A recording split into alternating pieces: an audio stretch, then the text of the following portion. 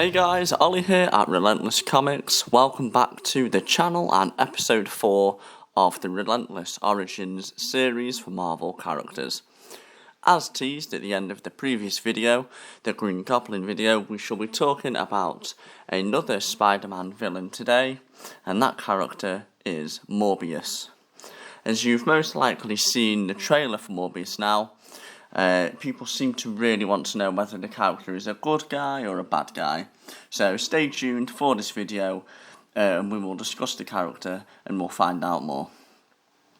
As with each video, I shall talk about the character's origin story, as well as briefly talk about their history, their personality, their powers and abilities.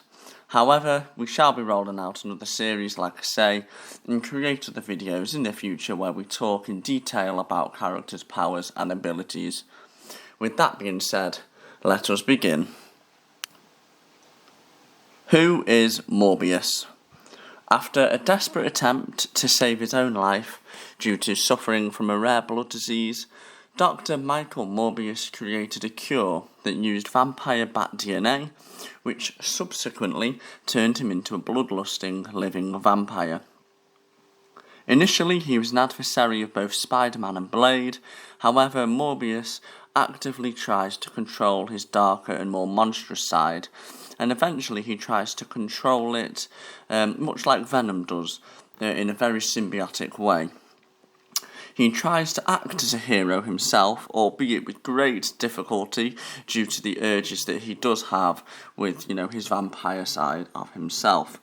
In truth, he is more like a vigilante rather than a hero, as he targets bad guys or people he believes deserve to be punished or hurt.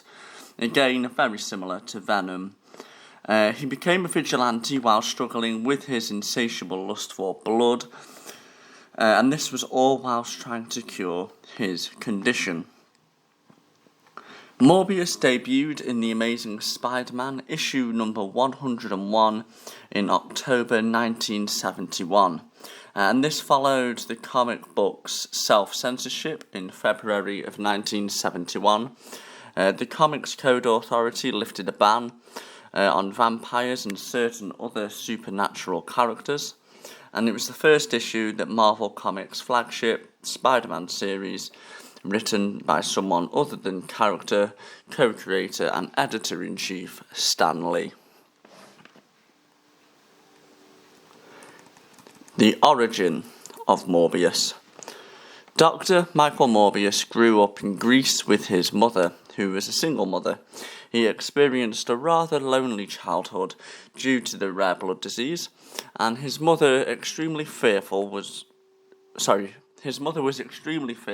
that Michael could get hurt and forced him to stay inside. The crippling condition contributes to his feeble and weak appearance, and though his looks aren't the best, Michael is an intellectual gifted boy who spends all of his time reading and studying.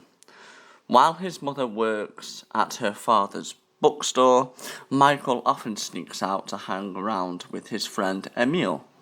During one of their outings, Michael is seriously injured, and at that moment he encourages the duo to become scientists, both himself and Emil, and they actually discover a cure for Michael's disease. While at college, Michael and Emil complete research using the vampire bat blood to create a cure, and in time the analysis earns them a Nobel Prize. As an adult, Michael's condition keeps worsening to the point he sustains critical injuries from minuscule tasks such as lifting a mug. And one day, he decides to speed up the experimentation process and set sail with Emil and his fiancée, Martine. The procedure accidentally turns him into a living vampire, and he loses control. And once he does this, Michael ends up killing his best friend, Emil. To avoid hurting Martine, Michael dives into the water and travels to New York City. Morbius's personality. Morbius is not classed necessarily as a villain or a hero, but rather an anti-hero. In Marvel, he was introduced as Spider-Man's enemy. Like I said, it was mainly the characters of Spider-Man and Blade, but initially it was Spider-Man. Now, when Morbius does do anything sort of evil or dark and hurts anyone, he does feel remorse for his actions and his instinctive actions, because he doesn't want to hurt people, but because of the insatiable lust for blood, he cannot help it at all. Morbius often becomes manic when he, is hungry for blood. He needs to feed almost instantly, otherwise his psyche turns into a villain-like behaviour. But as I have mentioned, the character usually does feel some sort of guilt afterwards. The character has also gone out of his way in comic book history to defend innocent people, and when in a calm mental state, he tries to learn how to control his bloodlust. His mental state and personality has many similarities to that of Jekyll and Hyde. That's personally the best way I can describe it. Powers and abilities. So, as we know, he's a vampire, so he has what's called pseudo-vampirism. Because Morbius has been transformed into a being similar to a vampire, he possesses a number of superhuman abilities, similar to those possessed by true vampires. Morbius is not a true vampire, as the source of his transformation is scientific and not mystical. However, mystical elements have occasionally been introduced into his system, which can complicate the issue. So, his abilities include superhuman strength, superhuman speed, superhuman stamina, superhuman agility, superhuman reflexes. He also does have superhuman senses, a regenerative healing factor, to the fact that it will only take maybe a couple of hours for him to heal a gunshot or a slash, maybe with a blade or a knife. And even sometimes it could take only minutes, depending on the severity of the injury. Morbius also has fangs and claws, much like the supernatural vampires, which he can obviously use as sort of melee weapons if he is in very close combat situations. He has psionic gliding, so he can't necessarily fly. However, if he jumped off sort of, let's say, like a building or something, he could glide down and land comfortably. And usually he glides at speeds of around 35 miles an hour, although, like I say, if he was to jump off a building, it would be, much quicker than that. He would reach a terminal velocity similar to that of a human if they were to jump off a building. However, he is able to fly. He has the power of mesmerism, and he also has the ability of vampire creation. So he's able to transform other individuals into pseudo-vampires like himself. All he has to do is drain them of all their blood. And he can also naturally and almost manually control who he turns into a vampire. He has immunity to most vampire vulnerabilities as well. So as Morbius isn't a supernatural vampire, he is immune to nearly all of the special mystical vulnerabilities that they have. So, he's unaffected by religious icons like crucifixes, and direct sunlight doesn't necessarily harm him or incinerate him. However, it may give him sort of a slight headache or give him sore eyes after a long period of time.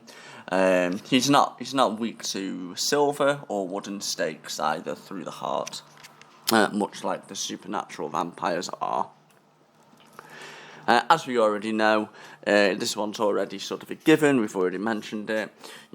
Having won the Nobel Prize for biochemistry and the cure, it's very evident that he has a genius level intellect as well.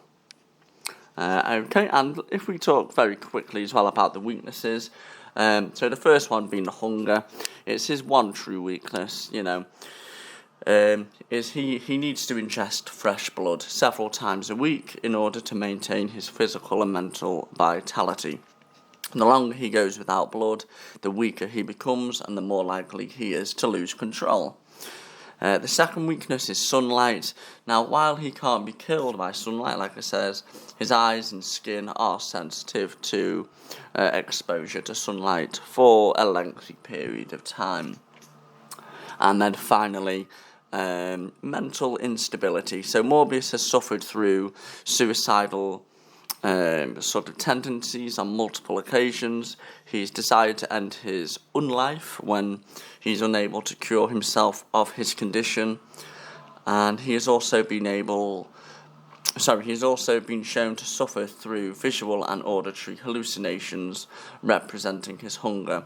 So essentially, when he does not feed on blood, he will then start hallucinating different things that may not be true, which can cause people to get hurt. Okay guys, so if you enjoyed the video, please smash that like button, hit the subscribe button down below for more content on this channel. If you have any video ideas or feedback, then please feel free to leave this in the comment section below, and I shall respond to all comments and messages. For more of these videos, press the notification bell as well, and you will never miss a new video every Saturday. Thank you all once again.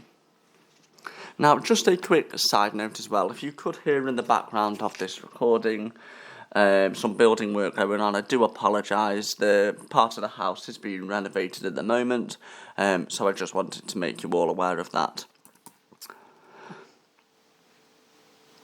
Okay guys, so now as you can see, as we usually do here on the channel, this is a quick teaser for the next character that I shall be covering on the next episode. The next episode, as you can now see on the screen, I shall be covering the origin story of a character that we shall be seeing much more of in the future Marvel films, especially within the Eternals. He is the wielder of the powerful weapon, the Ebony Blade. It's the Black Knight. So I'll see you all on the next one.